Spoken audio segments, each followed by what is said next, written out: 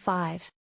His world of magic, with its preconscious and subconscious elements, resembles the world of the primitives, and yet is differ from it. Just as conscious attitudes, cynicism, stoicism, heroism, and fanaticism have been broken by historical reflection and raised to the power of two, so has the world of magic and civilization. It is not so much preconscious as post-conscious. Modern man reacts like primitive man to the things which shatter him. He makes use of conjuration and enchantment. He sees the spirits and demons, witches and devils standing behind dark shapes. And anxious to destroy him, he scourges and sacrifices himself and others in a fantastic passion, which is no longer open to persuasion. On the plane of consciousness, in the world of the magical, the secret of the power of the demons resides in their invisibility, and having no images and no names, modern man, once firmly established on consciousness and confirmed in his ego, does not believe in spirits and demons. And although the apparatus of his artificial world is indeed no longer functioning as a whole, its smaller wheels continue running, and give a semblance of reasonableness which hides the magical elements. They keep assuring man that his consciousness is still in order and that everything is going splendidly, just as it used to do. When I settle at the steering wheel of my car, slip in the gears, tread on the gas, and start off, when the train to which I have been directed continues to leave at 7:17 precisely. When machines and motors go on working automatically, the reasonable order of the world is confirmed as it was before, and this assures me that I, too, am reasonable and in order. That is what is new and peculiar in this situation today. The apparatus of the artificial world, its cool, neutral, precise, and rational matter-of-factness and sobriety conceal the fact that man has for a long time been living in a world of magic. The rites and conjurations, the exorcisms and black masses, play their part outside the apparatus and in secret, like rebellious upheavals and revolutions. The modern world cannot stage the spectacle of the guillotine for us. The big theatrical mass scene, the chaotic muddle which used to fill the stage and excite in earlier days.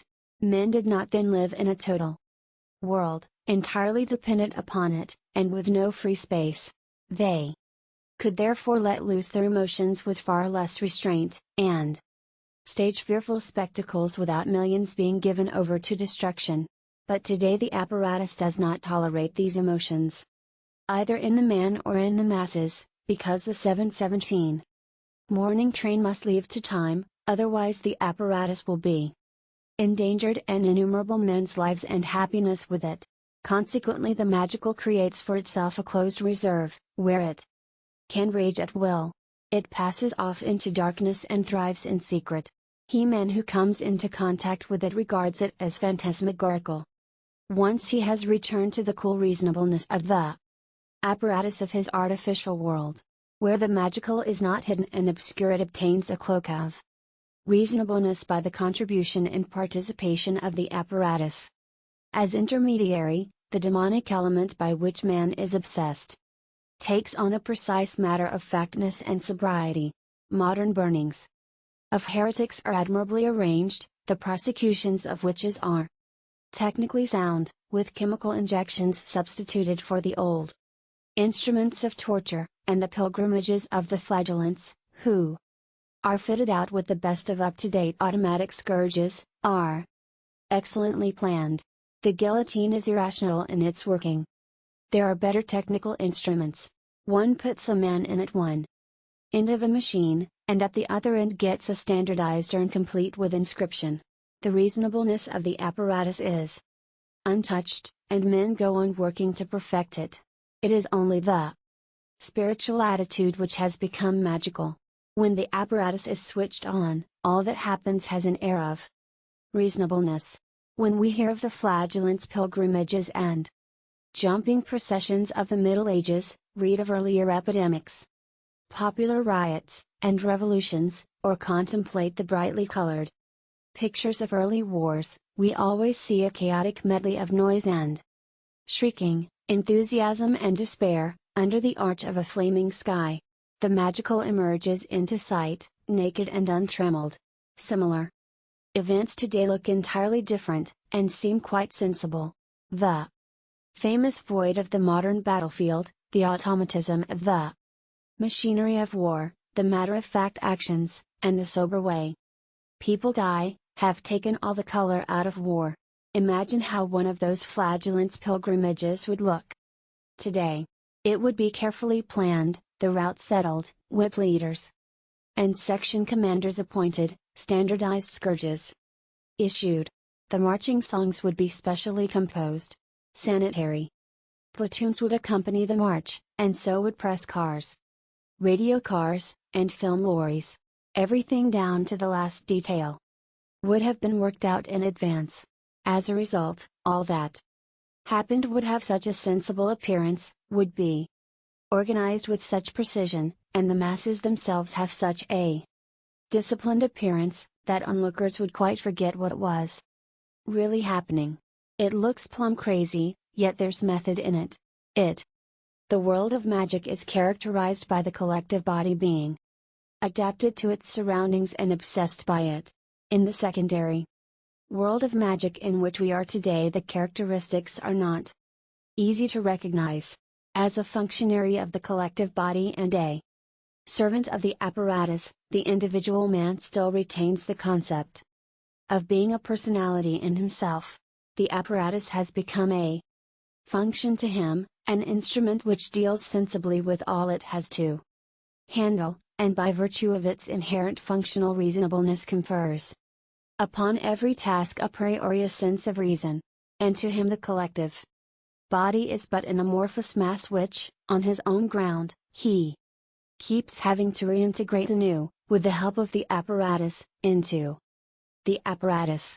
And he has no inkling that he has become obsessed by both apparatus and body collective. The apparatus of which he handles the control lever, and the amorphous mass which he regulates, do not in fact stand before him as objects of his free autonomous will, but have taken possession of him as demonic subjects in respect of which he himself has become an object.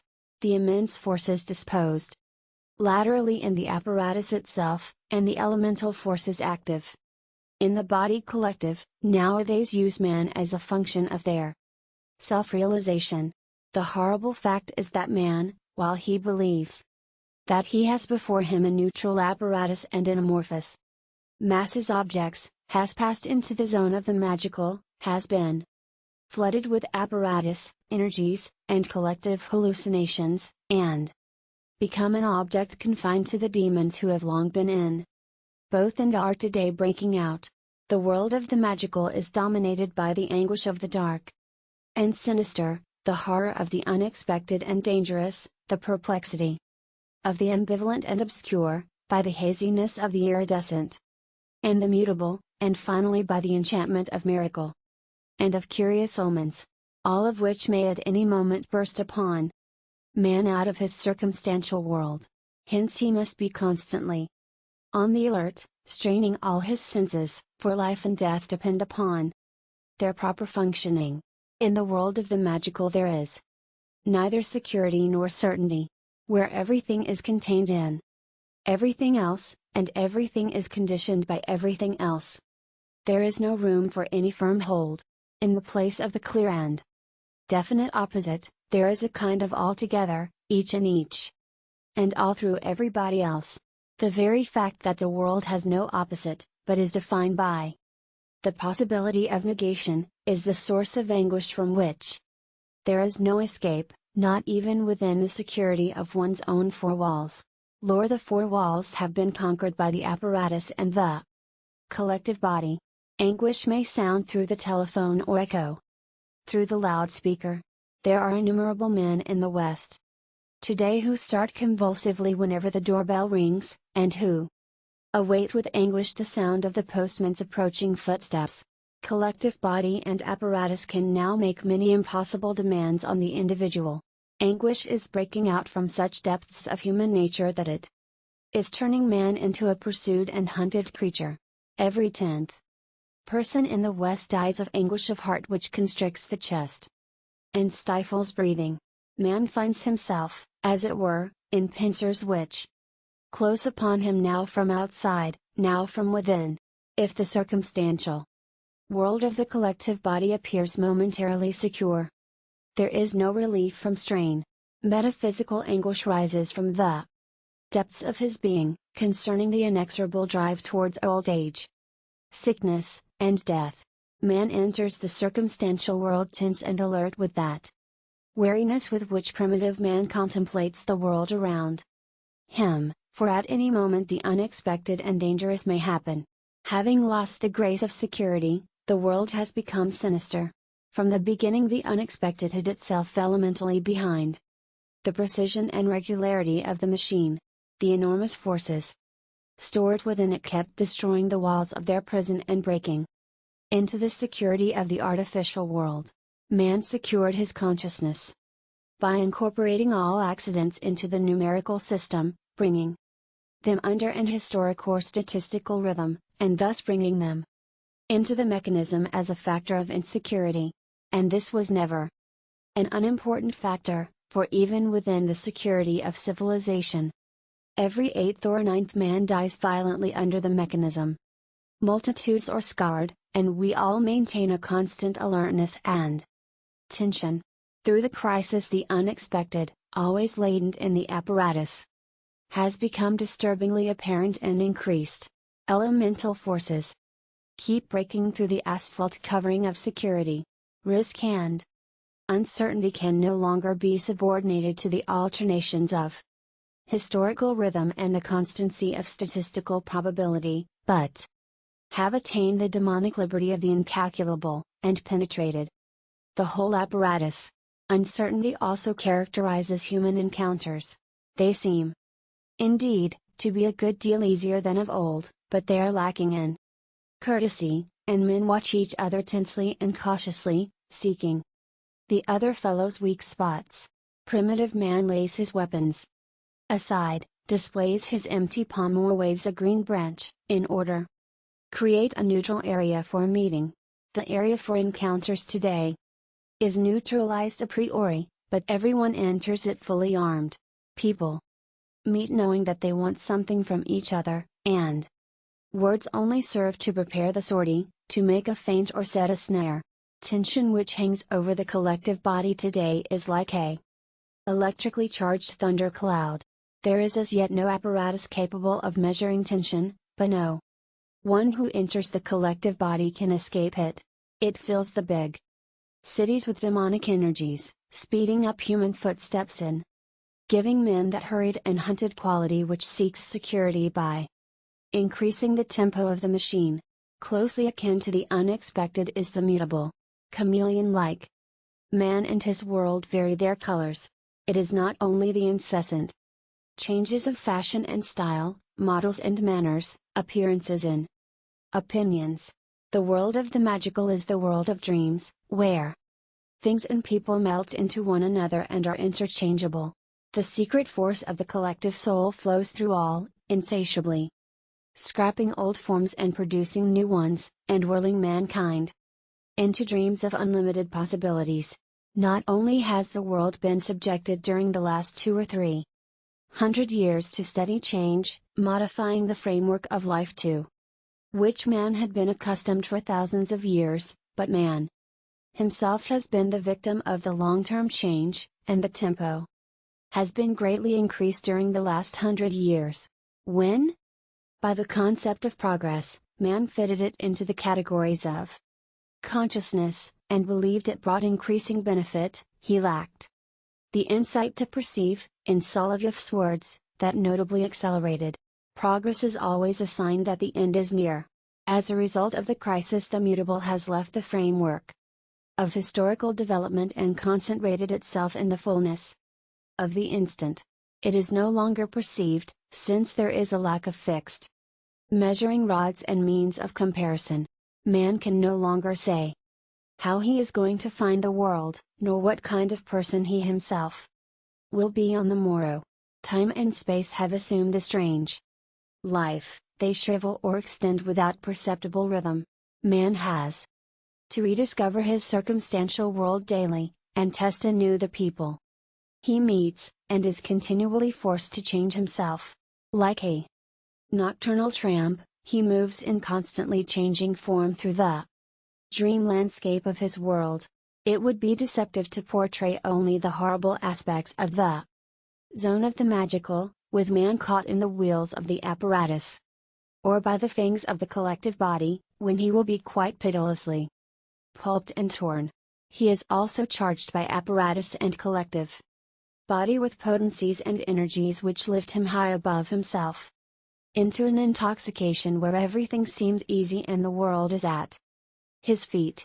The intoxication not only confers a sense of limitless power, but for hours on end creates a feeling of liberty almost mystical in its intensity. In the zone of the magical, the experience of liberty is bound up in a mysterious way with rhythm, expressed in terms of the apparatus or the body collective. Primitive man knows liberty in dancing, the collective body yielding itself to rhythm expressed by drumming and clapping, stamping and shouting. If circumstantial world and body collective are fused in rhythm, the individual, yielding himself to the collective intoxication, experiences great relief and liberation. He becomes the sum of all the energies at work with him and around him, which lift him above himself. Our secondary magical world is carried by a similar rhythm. The apparatus works by regulated movement, time, embodied in the clock, being its supreme law. The rhythm of the regulated movement throbs through the stamping of machinery and the droning of motors, and confers upon the whole apparatus that demonic vitality which is its own. The surrounding world, by which man is obsessed, pumps its rhythm into him from morning till night. The collective body also has its own rhythm, which it is quite impossible to escape. To go slower than the normalized tempo of a town, for example, would cause an obstruction in the traffic, and collective pressure would soon restore the normal rate.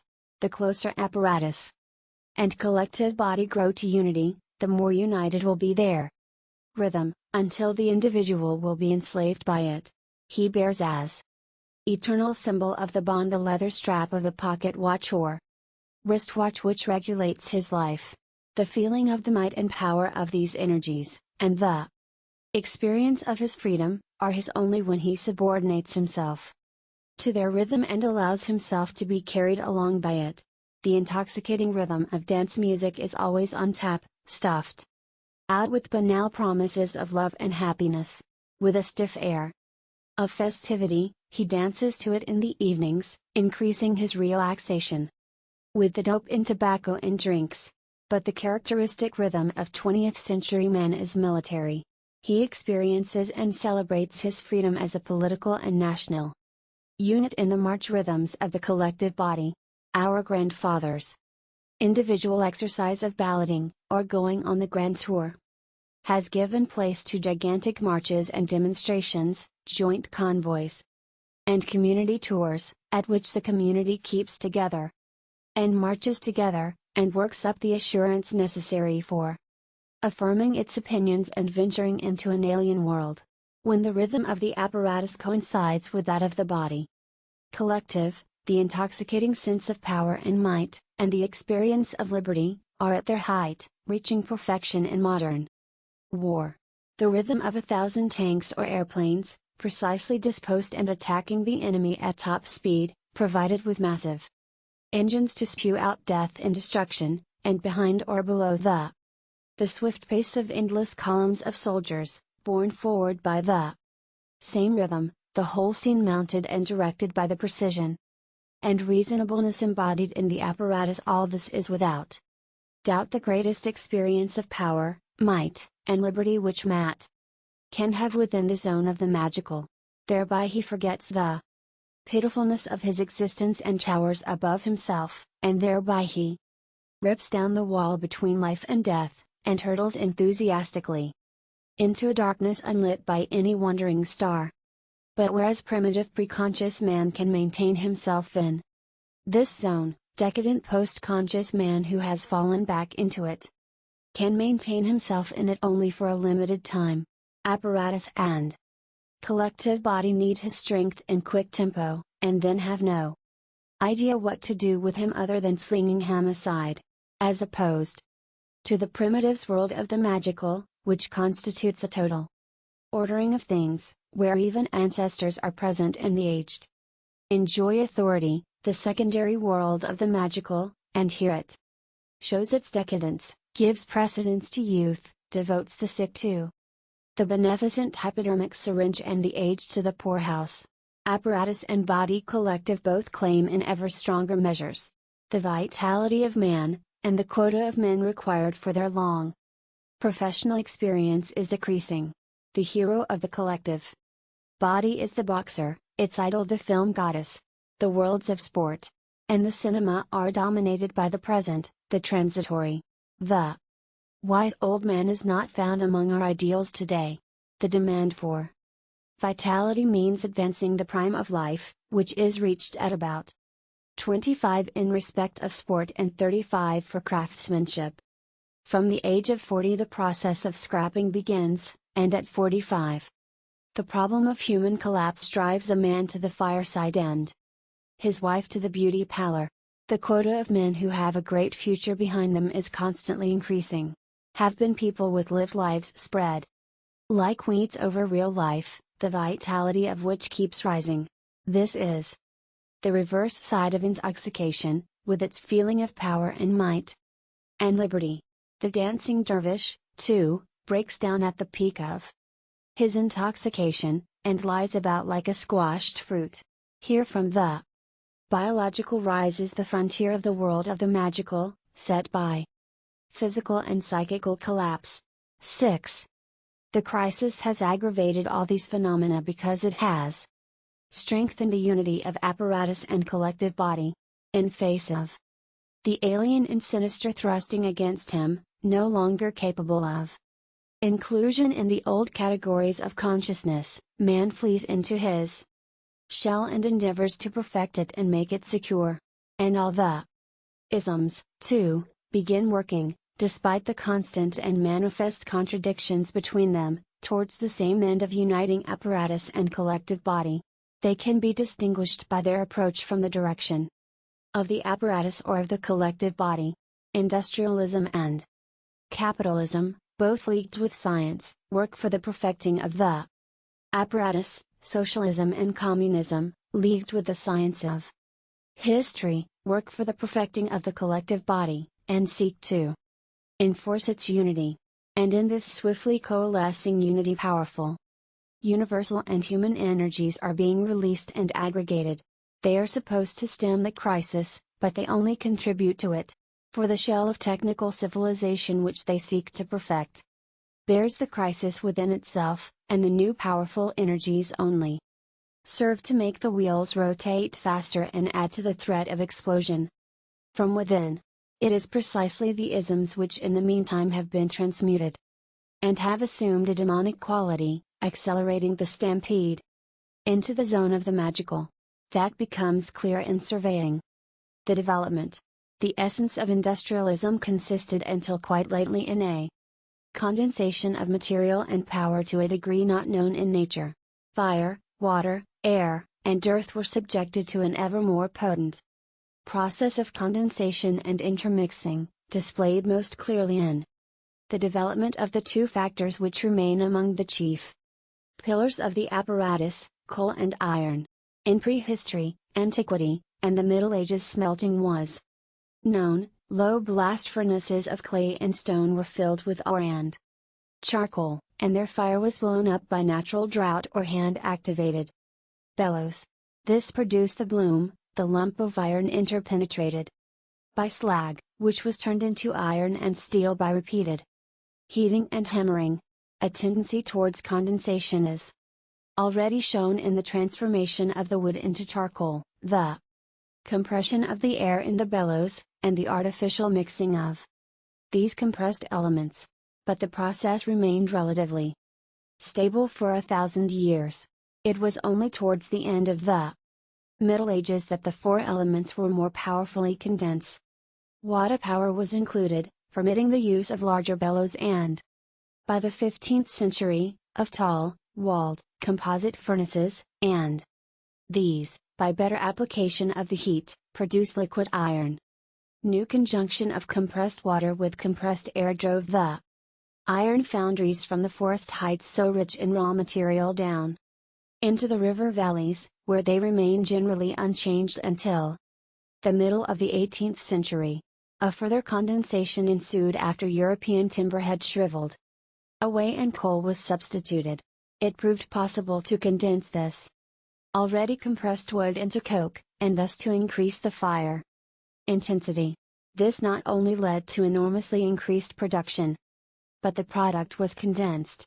With the casting of steel, the foundries moved on from water to coal. The final concentration occurred when water, air, and fire were condensed and mixed in the form of steam. The water wheel was displaced by the steam engine, which, in hammering and roller mills, began to take over the work of the smith. The 19th century only improved and extended the process. In this development, the process of the concentration is growing manifest. Firing was condensed from wood through charcoal to coal, and finally to coke, air, from natural draught through bellows and water wheel blast to compressed air mechanically produced, water, from natural gravity pressure to that of the steam engine, and the product itself from ferrous ore through wrought iron and cast iron, down to rolled and cast steel. There is nothing mysterious about this development, it can be clearly followed from beginning to end. Only in the phenomenon of the steam engine something demonic bobs up for the first time. In the 19th century, however, a brand new factor entered into industrialism. Electricity was a power of a different order. Albeit with its undulant character, it split the structure of classical mechanics and founded the dualism of corpuscles and waves, to end by dissolving matter itself. Its eruption disturbed the 19th century but little, intoxicated as it already was by miracles. Yet, something alien and mysterious had broken into the world of man. A force which has filled and overmastered the whole world and has its part in everything, resembling the mana or imunu of primitive man. Fire, water, air, and earth, despite condensation and intermixture, have been the basis of human living for thousands of years. But man is leaving this plane, and a new demonic principle is entering his world, as he suddenly sees himself in the midst of a field of forces which pulse through and through with invisible waves and rays. With electricity, he has really entered the magical zone of the all. In all, he has access to the innermost center of the power which holds the world together. He has penetrated the immediate sphere of the divine, which meets him as demonic because he meets it, not with a clean heart, but with a will to power. In the steam engine the demonic principle is not veiled, and needs only an untroubled eye to recognize in it the homunculus or the golem. For this reason the steam engine has kept provoking the artist to anthropomorphic caricature. In the motor the daimonic principle has already been veiled, not to say spiritualized. It is still possible to see into the process of condensation which puts oil and gas in the place of coal and steam, but with the spark, which strikes into this mixture and explodes it, something new has come into the world. The demonic is no longer visible, and the motor fails to provoke anthropomorphic caricature. Man does not possess it, but is obsessed by it. He makes it an instrument to separate himself from the earth, and conquers space. The realm of waves and rays is becoming the peculiar zone of the magical. Everything which seemed to us limited is become penetrable, but through it thunder the motors of its airplanes, and in it howl the magical voices of the sirens, and out of it they roar and gurgle down the 10-ton loads of destruction. The space of heaven has become the seat of demons. Hell is now up above, instead of down below. Man cowers in shelters deep under the earth, and perceives by the shuddering and swaying of his cave that Hell is let loose up there. But where the hell has heaven got to? This new force has needed only a few decades to make subject. Man and his whole artificial world. He is now obsessed by the primal forces of the universe, an obsession which cannot be healed by committees and subcommittees, for they are too weak to bid the unclean guest to go out of the man. The discovery of waves and rays has had two far-reaching results. So far, through electrical power, the unity of the world and of the collective body has almost been perfected. Total unity through the motor and the airplane, the telegraph and telephone, radio, film, and television, will be reached in the next few years. Thus we are all driven and fused into a collective body of some 2¼ milliards of human beings, all wanting to see the same things, hear the same things, and be penetrated with the same energy. This collective body, however, is placed in a world of the magical which itself has been spiritualized. From the beginning, industrialism was closely bound up with capitalism. Through the drive for gain and profit, industrialism obtained those human energies needed for its development. Money has always represented hoarded work, and it provided the dynamic to which technical civilization owes its origin. But capitalism has also undergone modification, and, like industrialism, has released new energies which have enormously increased its dynamics and given them a demonic character. So long as money was directly bound up with the value of gold, it enjoyed tranquility. And the rise of industrialism depended on the inflow of gold at the beginning of modern Europe, from the voyages of Columbus, Cortez, and Pizarro. In the period from 1500 to today, the acquisition of gold has increased from 5 to 8 tons annually to 1,250, in which period about 130 milliards of gold have been extracted, and these, plowed back into the work, made possible the erection of the apparatus.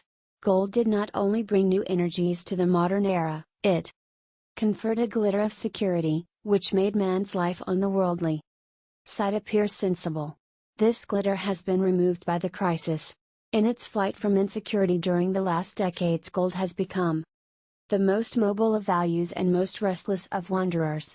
Ultimately, it went to sleep in the rocky cellars of Fort Knox, Kentucky, where nearly 4/5 of the world's gold is guarded by tanks and machine guns.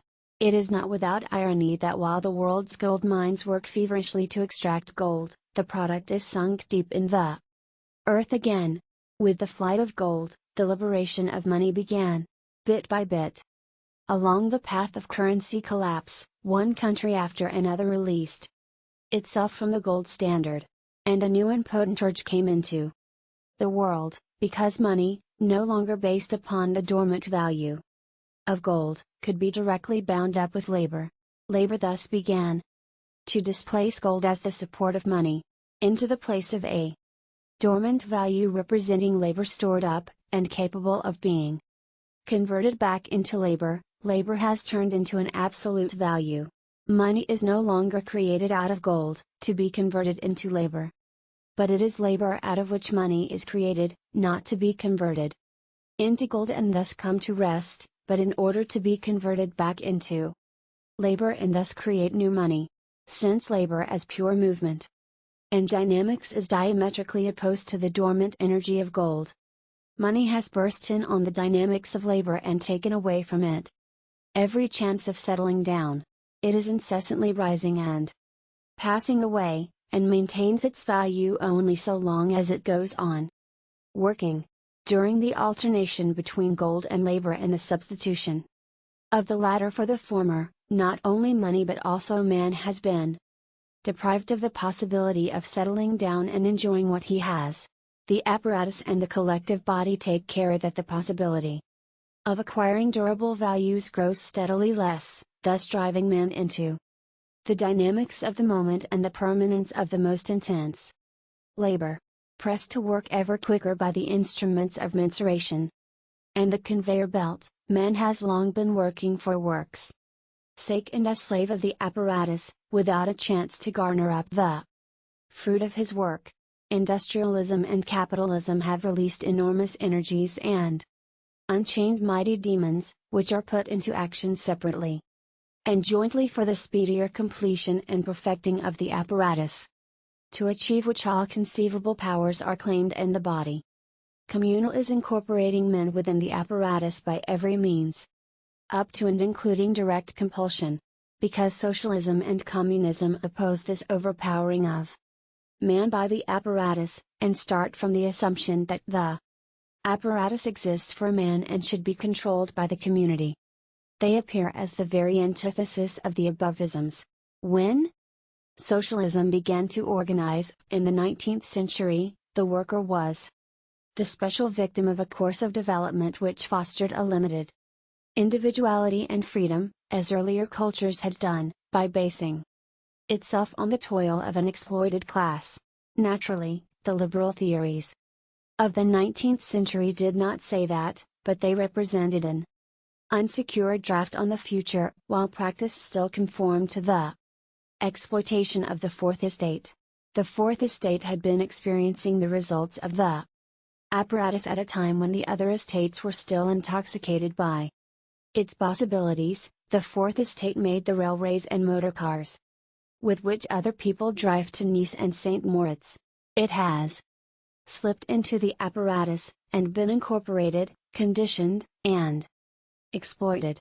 As an object of the apparatus, the worker, torn from his linkage with soil or handicraft, specialized, disciplined, and literally forced into the mold of the homogeneous human type needed by the apparatus, was the first to undergo the experiences to which all men are coming by increasing totalization.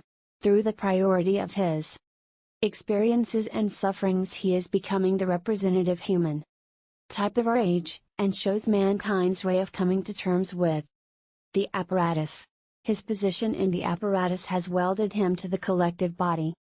As first and last class, he has learned the power of collectivism in riots and strikes, in unions and organizations, in demonstrations and marches, and collective agreements for mutual assistance.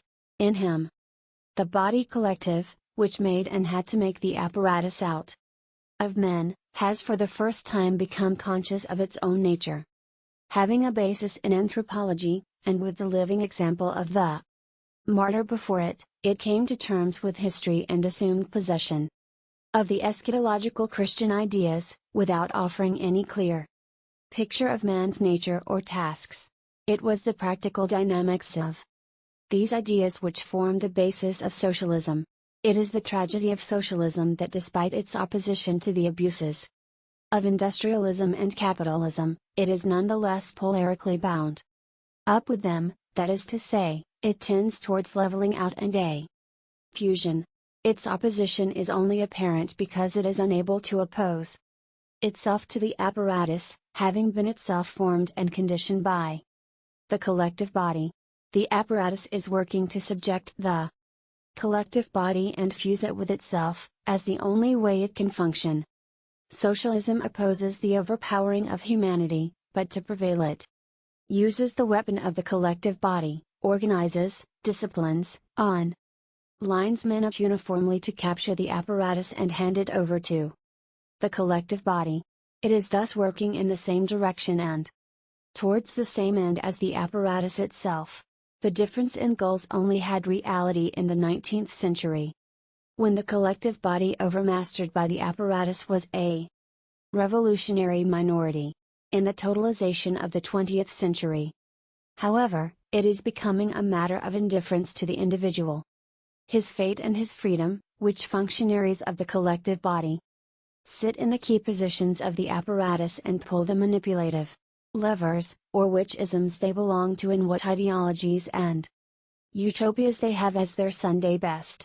They are men dehumanized and degenerate, no longer confirmed by God and dependent upon God, but upon men, having enormous energies in their hands, and capable of tasting their freedom only by the exercise and the increase of this power.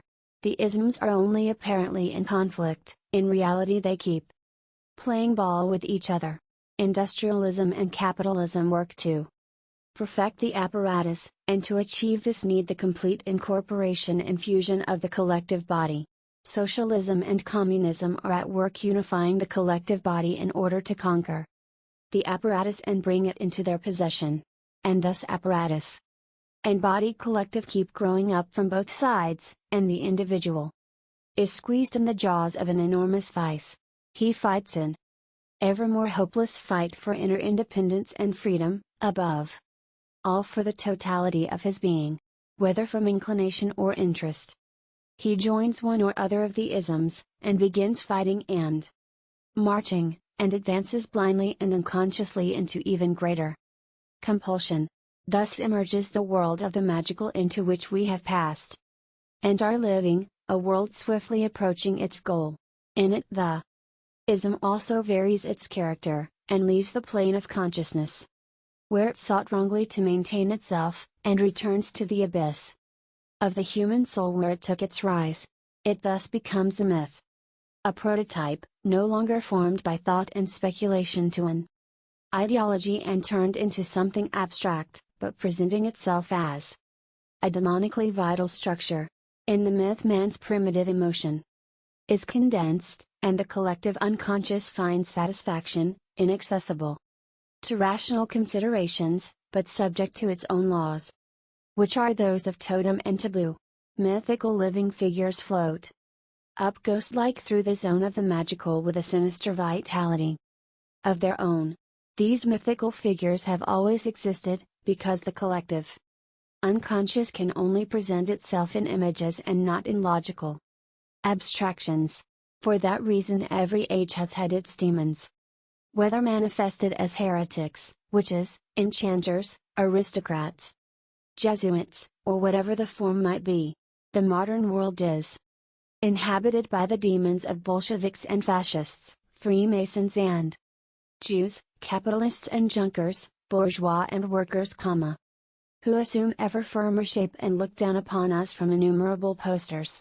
These demons suffice, so long as they continue in conflict, dividing friend from enemy. But every heaven needs a supreme God. The amplitude of individual demons will shrink, and the few will fight it out, leaving one God to represent the body collective. Already in the 19th century the collective body was seeking its image in the face of its leader. People bore themselves de la Napoleon, or as Francis Joseph, or Wilhelm II. In the 20th century, as in the days of Augustus, the living image of the one-man God seems to have become a reality. Mythological leader figures have appeared possessed of all divine attributes, the superhuman and the holy, the omniscient and the omnipresent, the tremendous and the fascinating. They are not true individuals, but vessels capable of collecting communal energies, and, by means of their somnambulant sensitivity, catching and amplifying every excitation of the collective soul. 7. Obviously the unification of apparatus and body collective will be realized within some kind of hierarchy. This framework will be created by the national state, which is today looking for wider space and scope, and maybe tomorrow will assume a global character as Imperium Mundi. The national state was the most elemental creation of the modern age, breaking the Christian unity of the West after the Renaissance. A multiplicity of states then began to pit themselves against each other politically and militarily, making claims to absolute predominance. With intervals of exhaustion, falsely termed the European balance, which was set up as an ideal. The national state was the first model for the unity of apparatus and collective body we know today, but for a time the unity remained loose, and much liberty persisted.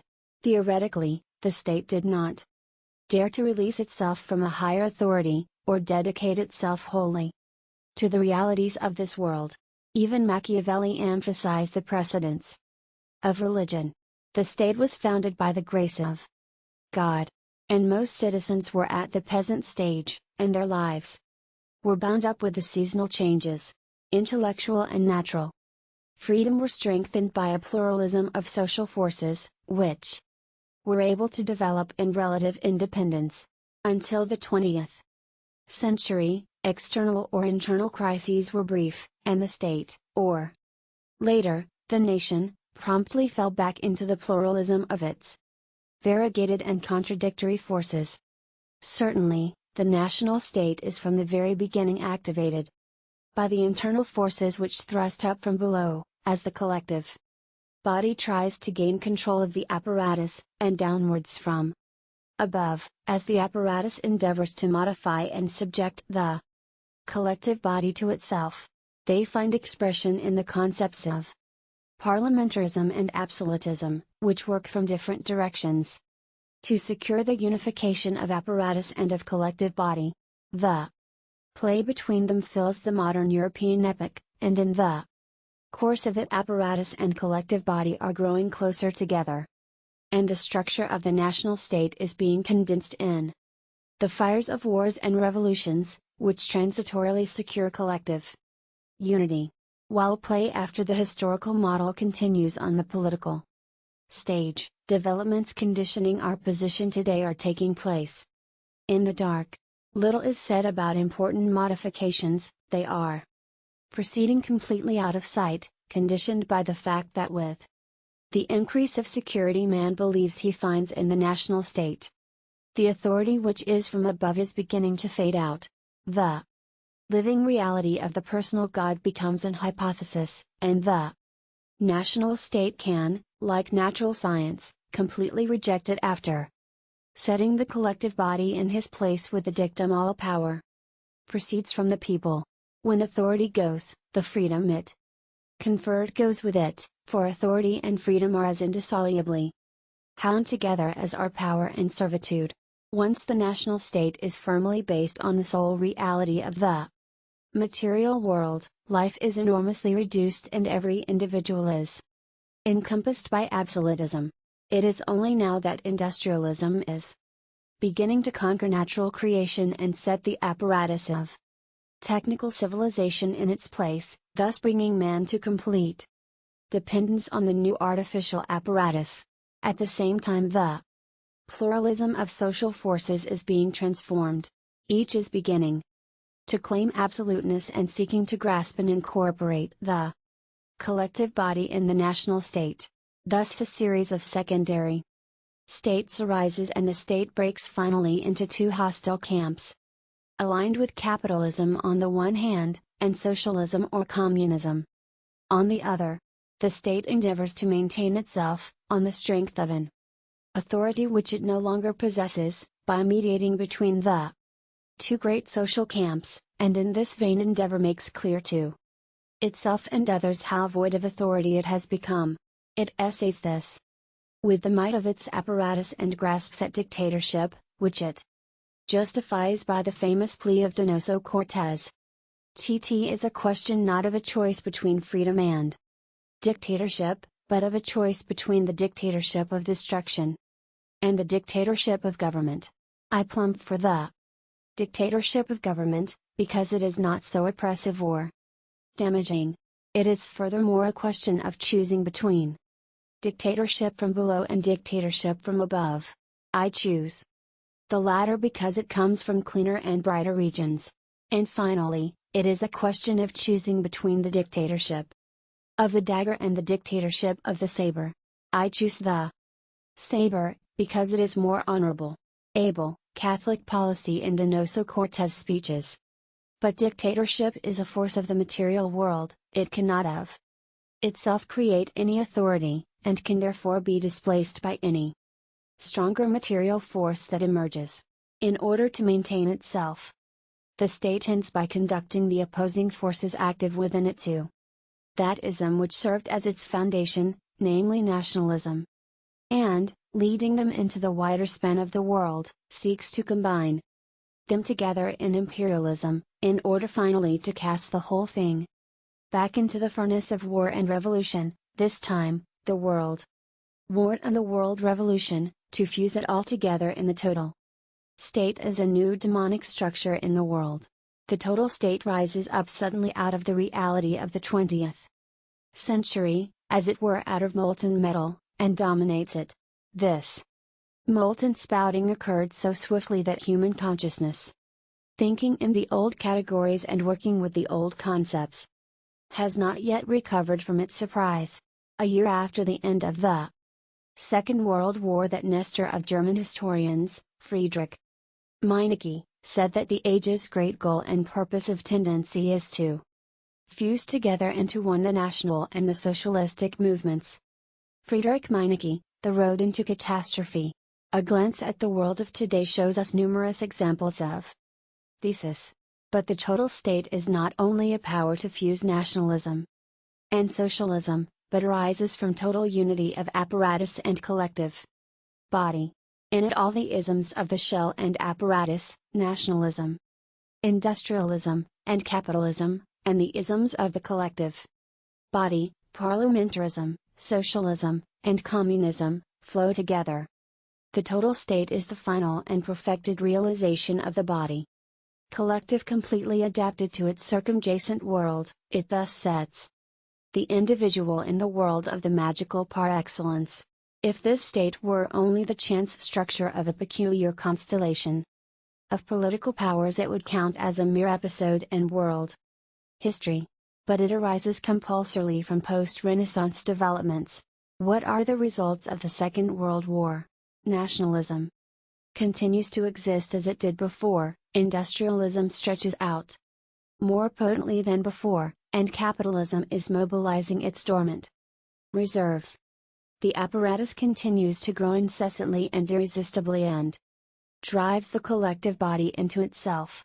The individual man has not only become utterly dependent on the apparatus, to which he has to adapt himself, into which he has to be fitted, and through which he is made into a half or quarterman, that is to say, into a massman.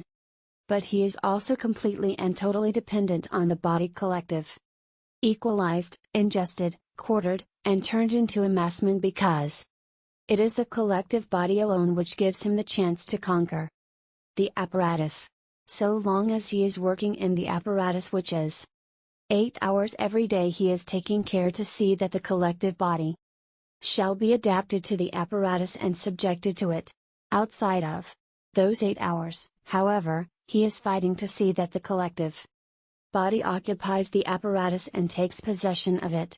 This condition, the normal condition of our technical civilization, remains hidden so long as apparatus and body collective are dominated by the fiction of neutrality, that is to say, of serving every man in the same way, of being at everybody's disposal wherever it reaches it. However, the crisis shatters this fiction, and totality enters into consciousness, and is perceived as such.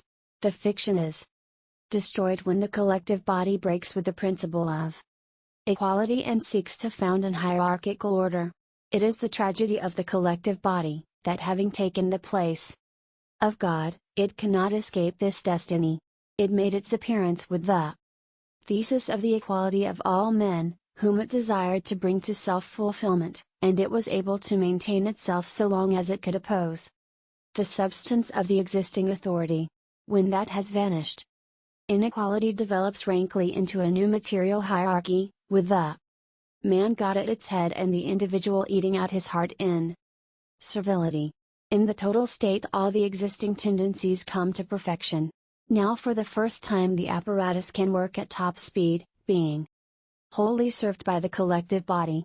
Now for the first time the collective body can march as a whole and become conscious of itself, because the apparatus is entirely at its disposal.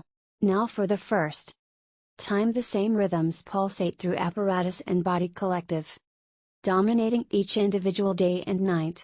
When the totality of the apparatus reaches such a pitch that the whole existence of man is dependent on a few levers, no more is needed than to occupy the key positions for controlling the levers, and the total state can be brought into being. The total state does not create a new reality, it merely takes over what is already in existence, destroying the fiction of the neutrality of the apparatus by openly submitting it to the will to power of an individual, or a political group, or gang. What man only now perceives is that he is governed by a man, who wants to correlate him with an artificial world, turning him into a finished and perfected being in accordance with its requirements. It is a matter of comparative indifference whether the levers are worked by gangsters or idealists, the total state will still bring man into total dependence, to be totally governed by a man, and turned into a completed and perfected man in accordance with a man's definite image. The total state is an instrument of power which requires the man God at the peak of its hierarchy, and this man God can manage the instrument only in accordance with the image of man he possesses. He must tell man who he is, what he is allowed to do, and what he must do, howsoever the image may be fashioned. It will place mankind in the iron grip of an insupportable compulsion, based on conscious or unconscious deception. For man is unfinished and imperfect, an indeterminate being still in the course of development, directed towards an end into which his consciousness has no insight. Freedom offers the only guarantee that he has not failed of his end. But freedom corresponds to authority, and authority's place is under God. Even concerning the greatest of human benefactors, Pascal's utterance remains valid: man is neither an angel nor a beast, and it is an unfortunate fact that anyone who wants to make him into an angel, makes him into a beast. But it is not only the highly developed apparatus which is open to determined attack. The collective body which has made man its own creation is also susceptible. Modern man failed to observe what was happening to him, because from the Renaissance onwards, it was the collective confirmation which bestowed upon him the cheap gift of his ego. He was the great actor on the stage before the collective body, which served him as an audience, and from this pleasing fable he had deduced the fiction that he is an individuum, an individuality. Here also he succumbed to the belief that he could build up the world from his ego, without suspecting that he had himself long been comprehended and built up by the collective body. This fiction, and with it the consciousness of man, founded upon it, falls to pieces the moment the collective body withholds its confirmation from man's ego and determines who and what he has to be. Since the Renaissance, individual man has been like an actor producing himself on the bright lit stage and borne by the spectators' applause, but he has been forced to fight ever more desperately for the applause, like an aging star whose great moments are growing rare, and he has to adjust his grimaces and capers to the requirements of the audience in order to make a place for himself on the stage. But the moment comes, it is quite brief and inconspicuous, when a response from the public changes the playhouse into reality, reminding him who pulls the strings and upon whom he is dependent. In that moment everything becomes hard, brutal reality, which before had seemed lovely appearance. The man doffs the costume he so proudly designed, and goes to his place in the ant-heap, or the horde. Such is the coming of the total state, an overnight surprise. A man goes to bed the free, self-conscious ego who has just driven the car into the garage and had his supper, and wakes up next morning an utterly different person in an utterly different world. He perceives an alien rhythm around him which envelopes him and involves him, incorporates him, polishes him to fit, and grants freedom only to such as surrender themselves to it and help to fulfill it. The web of his fiction has been rent and the reality become manifest.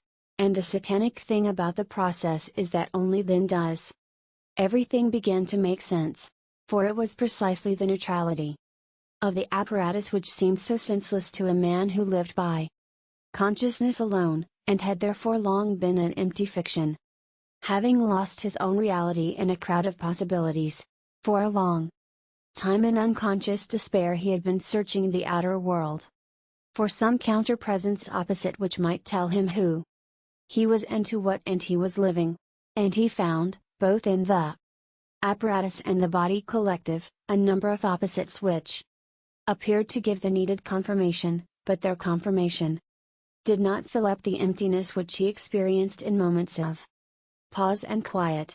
In the last resort the apparatus was neutral, and Man had to inject it with a meaning appropriate to the particular time.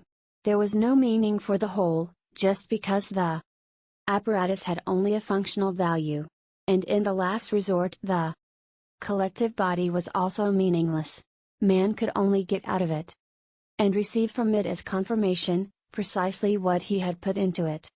And he put into it only what he knew would meet with approbation. Neutrality of the apparatus and passivity of the collective body. Man's only two opposites, once the figure of the living God had been extinguished, made man himself into a neutral and passive being, superfluous and vexatious to himself, and seeking for a counterpart opposite to whom he could deliver over and surrender his existence with all its possibilities, to receive them back again as the sole reality. In the reality of the total state this yearning is fulfilled. The apparatus loses its neutrality and says loud and clear what it wants and what the man must do.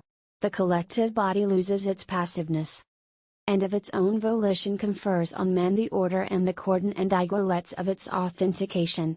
The total state does not merely take away man's own existence and fling him into the abyss of servility, it gives him a new existence, which, made secure and confirmed by apparatus and collective body, is charged with the enormous rhythm of both, and lifted right above itself. If man has an existence of his own which he must maintain and defend, in a total state he meets with martyrdom.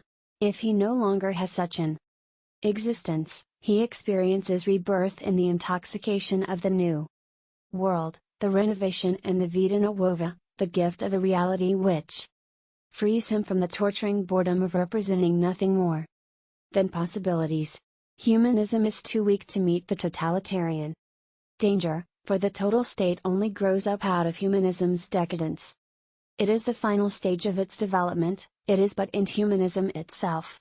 The only person who can face the total state is one whose existence is not based upon consciousness, and therefore upon the apparatus and body collective, which is to say upon an external opposite, but whose whole existence is conditioned and born to God, by the inner opposite of the soul alone.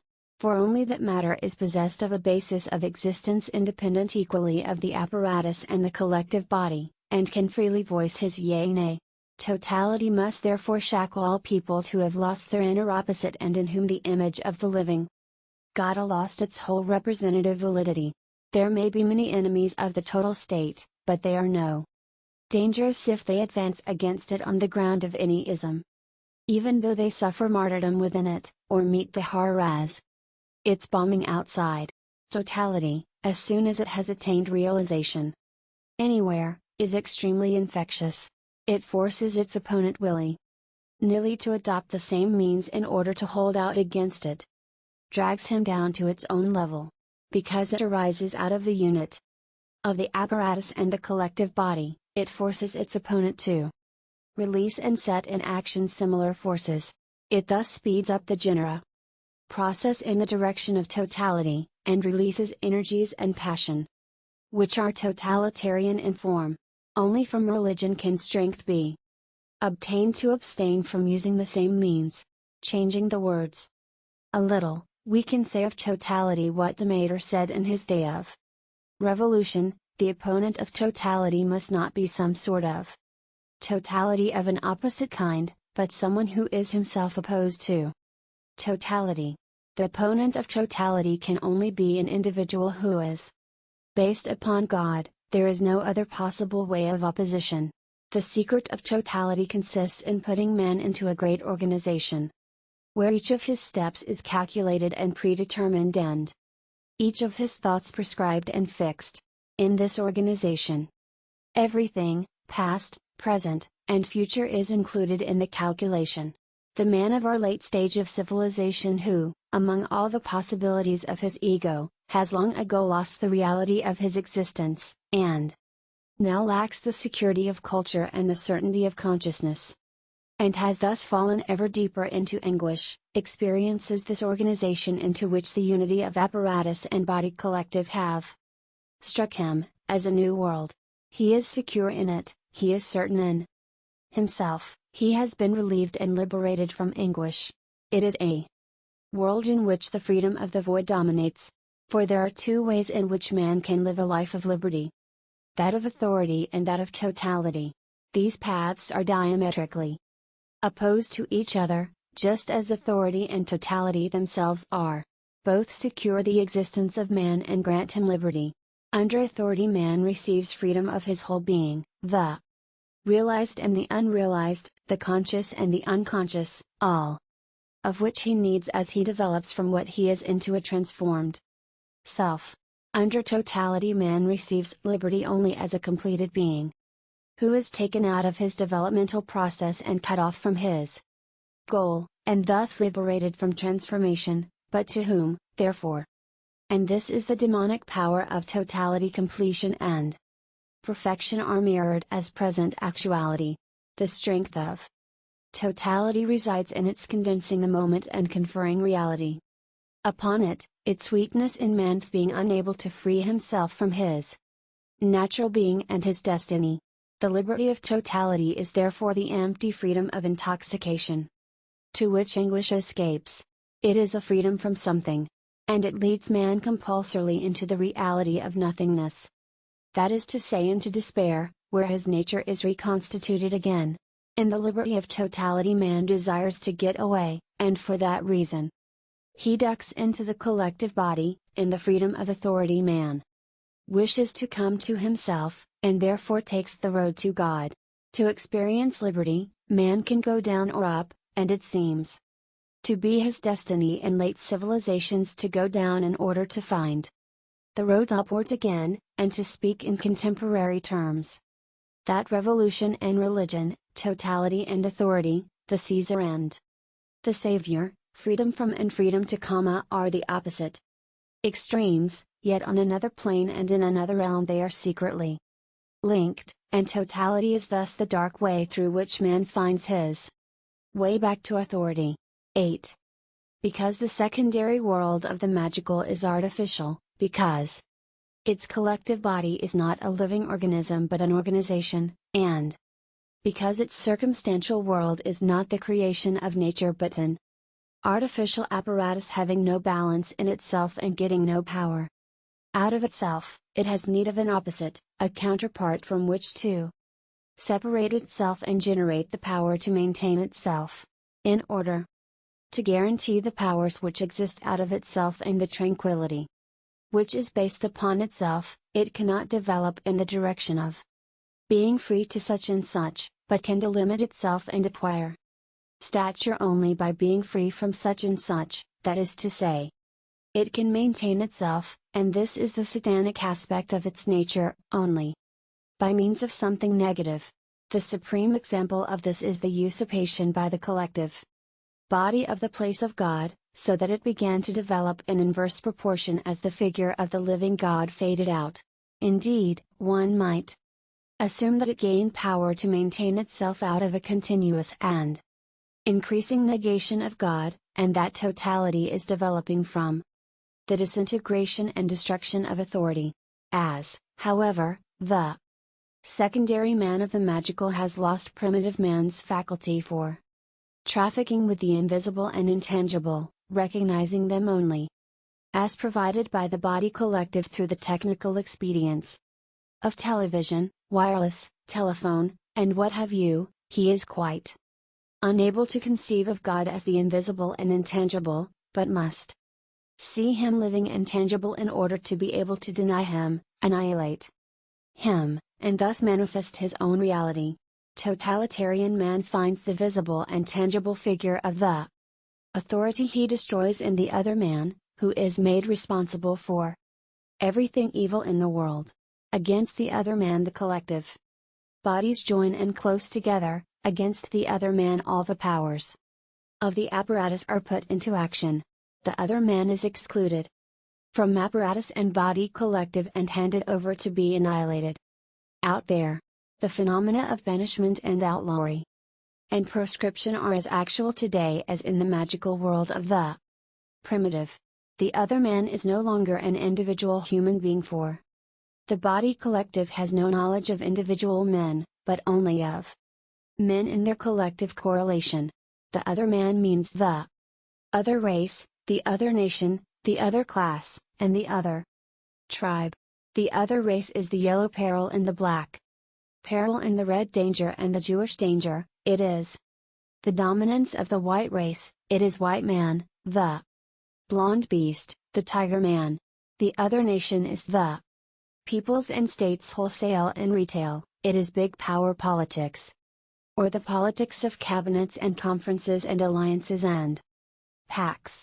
The other class is the capitalists and socialists, the communists and fascists, the landed gentry and the bourgeois, the party member, the members of other parties.